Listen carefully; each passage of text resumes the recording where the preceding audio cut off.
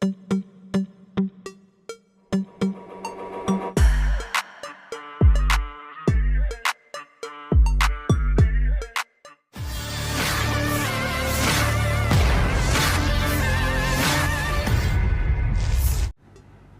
memang sudah menjadi andalan Rusia dalam menggempur pasukan lawannya. Terbukti dalam sebuah video yang ramai beredar di Telegram pada Sabtu 27 Januari 2024. Video tersebut menunjukkan sejumlah serangan drone yang berhasil dilancarkan kelompok militer Rusia.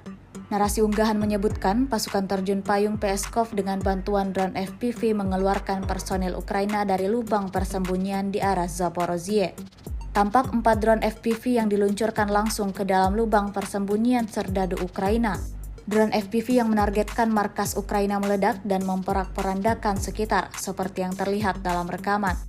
Namun hingga video ini beredar, belum ada tanggapan resmi dari pihak Ukraina terkait dengan insiden ini.